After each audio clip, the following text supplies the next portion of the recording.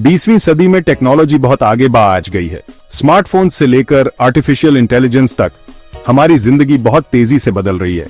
ये तरक्की बहुत कुछ दे सकती है, लेकिन इसके साथ नए चैलेंजेस भी हैं। जैसे जैसे हम फ्यूचर के करीब पहुंच रहे हैं, ये सोचना स्वाभाविक है 100 साल में इंसान कैसे दिखेंगे। इसका जवाब तो किसी को नहीं पता, लेकिन आज के ट्रेंड्स और नई टेक्नोलॉजीज को देखकर हम अंदाजा लगा सकते हैं। एक बात तो पक्की है, इंसान बहुत बड़े बदलाव के दौर से गुजर रहा है। टेक्नोलॉजी हमें ताकत देती है, लेकिन नई चिंताएं भी पैदा करती हैं।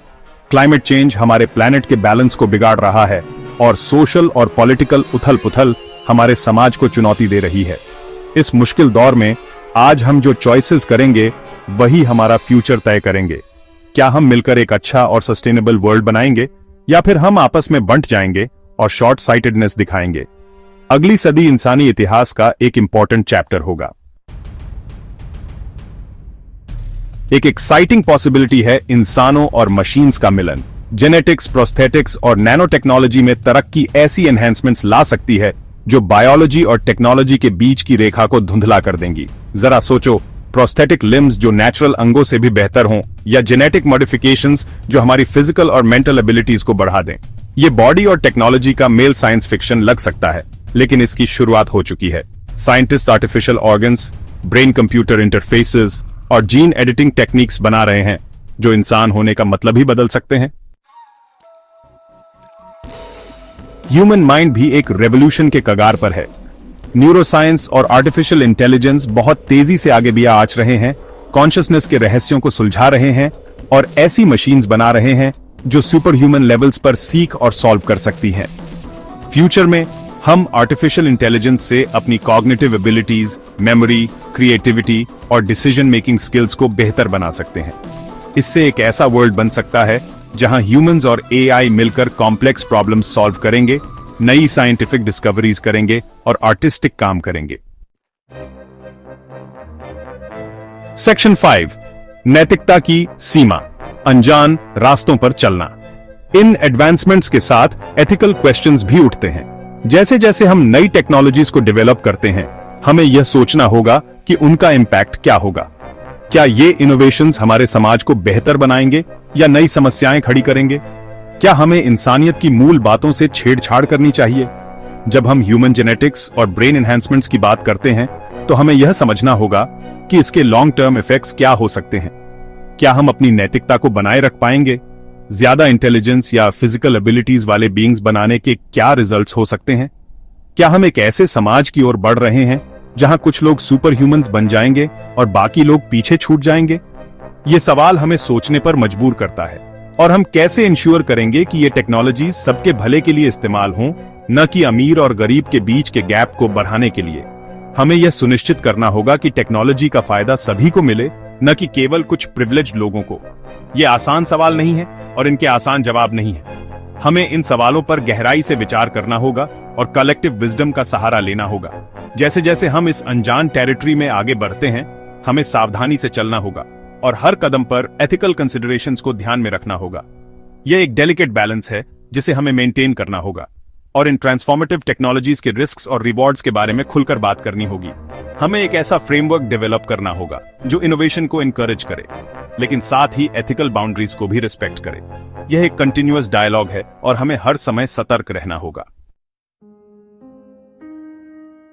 सेक्शन 6, काम का फ्यूचर। क्या रोबोट्स हमारी जॉब्स ले लेंगे? यह सवाल आजकल हर किसी के मन में है, खासकर जब हम देखते हैं कि टेक्नोलॉजी कितनी तेजी से आगे बढ़ रही है। ऑटोमेशन और आर्टिफिशियल इंटेलिजेंस के बढ़ने से काम के फ्यूचर को लेकर भी चिंताएं हैं। कई लोग सोचते हैं कि रोबोट्स और एआई सिस्टम्स हमारी जॉब्स को छीन लेंगे और हमें बेरोजगार कर देंगे।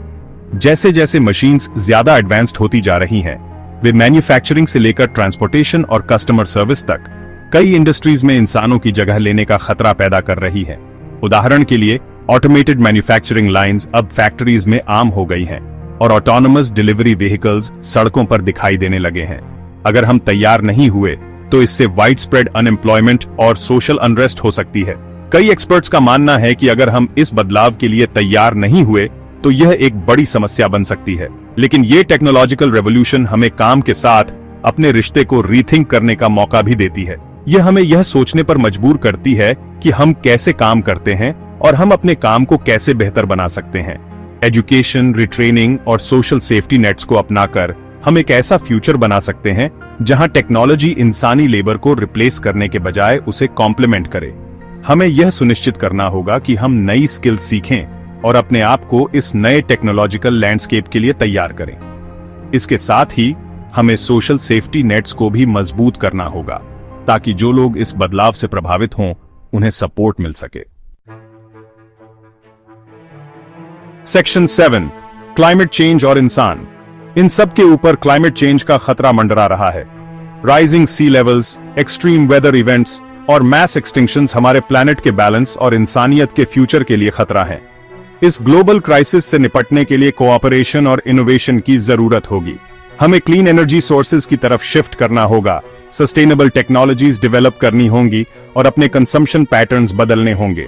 अगर हमने डिसाइसिव एक्शन नहीं लिया तो इसके डिजास्ट्रस कॉन्सिक्वेंसेस होंगे, न सिर्फ एनवायरनमेंट के लिए बल्कि हमारी स्पीसीज के फ्यूचर के लिए भी। सेक्शन 8, कल को मिलकर बनाएं। हम सब मिलकर एक ऐसा भविष्य बना सकते हैं जो हम सबके लिए बेहतर हो। यह केवल एक सपना नहीं है बल्कि एक वास्तविकता है जिसे हम अपने प्रयासों से हासिल कर सकते हैं। फ्यूचर अनिश्चित लग सकता है, डरावना भी, लेकिन यह पहले से तय नहीं है। यह हमारे हाथ में है कि हम इसे कैसे आकार दें। हमें अपने डर को दूर करना होगा और साहस के साथ आगे बढ़ना होगा।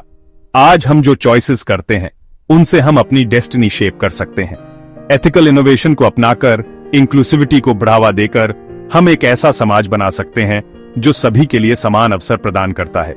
और सस्टेनेबिलिटी को प्रायोरिटाइज करके हम अपने पर्यावरण की रक्षा कर सकते हैं और आने वाली पीढ़ियों के लिए एक सुरक्षित और स्वस्थ ग्रह छोड़ सकते हैं। हम एक ऐसा फ्यूचर बना सकते हैं जहां टेक्नोलॉजी हम सबको एम्पावर करे। इसके लिए कलेक्टिव एफर्ट, एकजुटता और सहयोग की आवश्यकता है।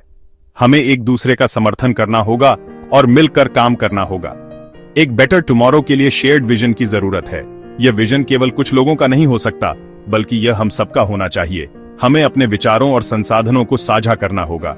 हमें ओपन डायलॉग करना होगा ताकि हम एक दूसरे की बातों को समझ सकें और एक साथ मिलकर समाधान निकाल सकें। संवाद ही वह माध्यम है जिससे हम अपने मतभेदों को दूर कर सकते हैं। मतभेदों को दूर करना होगा और इसके लिए हमें एक दूसरे की बातों को सुनना और समझना होगा। हमें एक दूसरे के दृष्टिकोण का सम्मान करना होगा और आगे आने वाले चैलेंजेस और अपॉर्चुनिटीज का मिलकर सामना करना होगा। ये केवल एक व्यक्ति का काम नहीं है बल्कि हम सबका है। मिलकर ही हम एक उज्जवल भविष्य की ओर बढ़ सकते हैं। सेक्शन 9, फ्यूचर में आपका रोल। फ्यूचर को शेप करने में हम सबका रोल है। इन्फॉर्म्ड रहकर, क्रिटिकल थिंकिंग करके और पॉजिटिव चेंज के लिए आवाज उठाकर हम इंसानियत को एक ब्राइटर टुमारो की तरफ ले जा सकते हैं। फ्यूचर हमारे साथ कुछ नहीं करता, हम मिलकर इसे बनाते हैं। अगली सदी अनप्रेसिडेंटेड चेंज और पॉसिबिलिटीज का समय होने वाली है। आइए फ्यूचर का सामना करेज, विजडम और आने वाली जेनरेशंस के लिए एक बेटर वर्ल्ड बनाने के कमिटमेंट के साथ करें।